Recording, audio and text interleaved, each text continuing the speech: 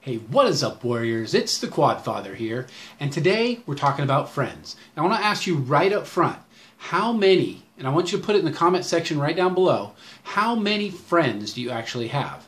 Now that's a tough question actually, because when I was a kid, friends were friends, man. You either hung out with them or you didn't hang out with them, and that was your friends. Now there's Facebook friends, Instagram friends, there's followers, there's subscribers, there's all these different categories of people. But I'm talking about IRL, in real life friends. Put in the comment section below how many you have, because I say I have 3. Just 3 friends. Makes me sound like a loner, doesn't it? But, you know, last night, no, it was 2 nights ago, I went to the Lakers-Kings game, okay? And I went with my friend. Now, this is a friend who I've had for, gosh, 35 years. And that got me to thinking, what is a friend? How is it that he and I have been able to stay so close for so long? So I wrote down a few ideas, and I thought I'm going to give them to you, because knowing who your friends are and what they're about and are they really your friends is one of the keys to success in life, because one of the big disappointments in life is when your friends let you down or the people who you trust and care for disappoint you. So if you can sort this out, it will help you on your path to enjoyment of life. Okay? So one of the first things is notice who are the dramatic people. Who are the people who are always bringing drama into your life? You don't want those people around.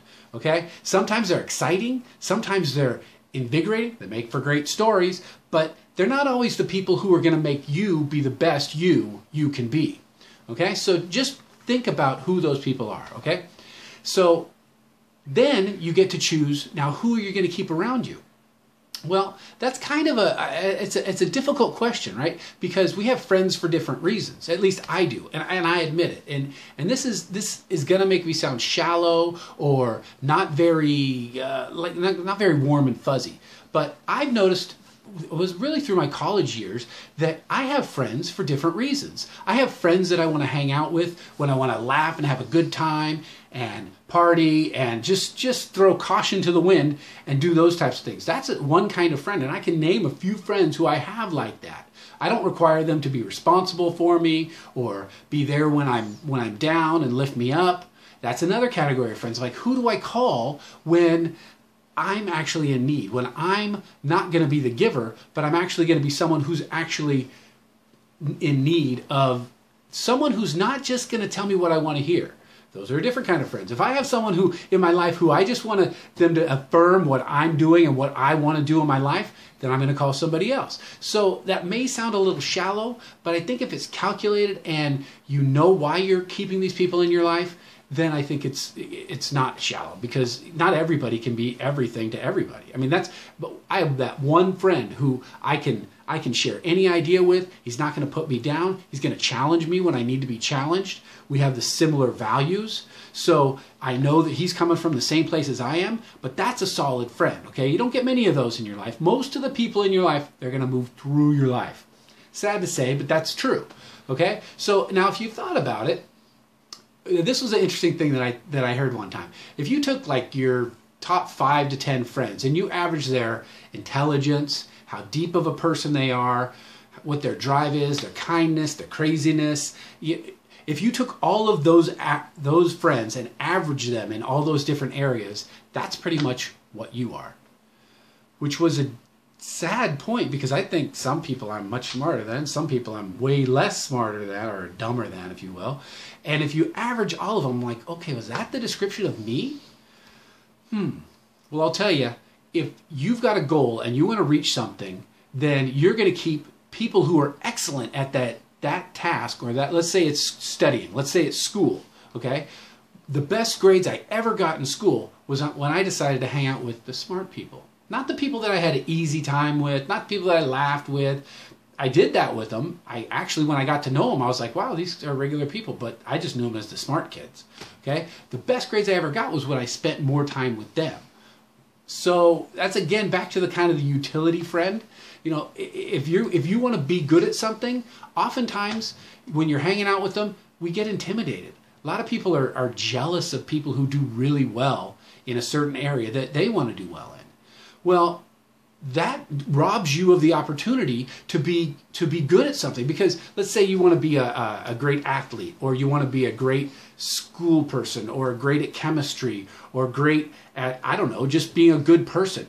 Then hanging out with those people is going to make you better.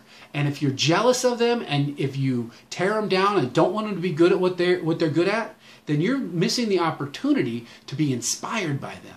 I have friends who are just type A and just go after things, go after things, go after things. And when I want to get things done, that's who I hang out with. That's who I talk to. That's who I get on the phone or text or whatever when I really want to have inspiration. So check out who the people who you are hanging out with and what you get from them.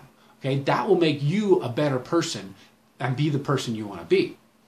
Okay, so I don't assume that I always know everything, and it's okay for me to not know everything. Heck, I'm still learning, and I'm almost 50 years old. If I think that I know everything, and nobody else can be better than me, or nobody else can be right when I'm wrong, then I lose the opportunity to learn.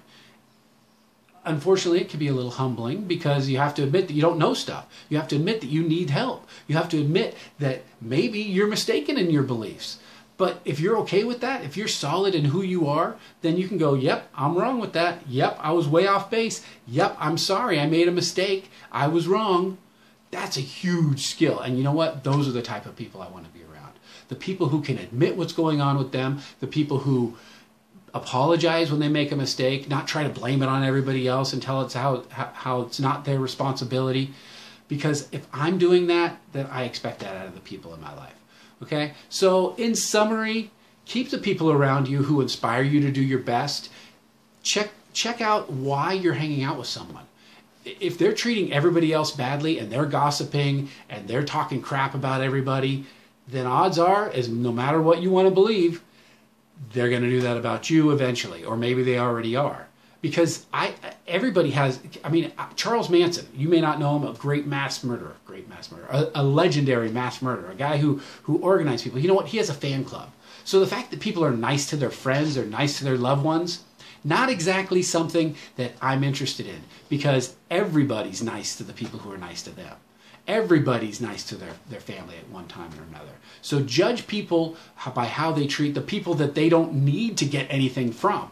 Okay, so how do they treat the waitress? How do they treat, just people who are walking by on the street? How do they treat them? That's how you'll know who their character is, and that's how you'll know if you want them in your life. Okay, so remember, in the comment section below, tell me how many friends you actually think you have. What's that number? And in summary, this is MFT's father, Quadfather, your friend, and I'll see you later.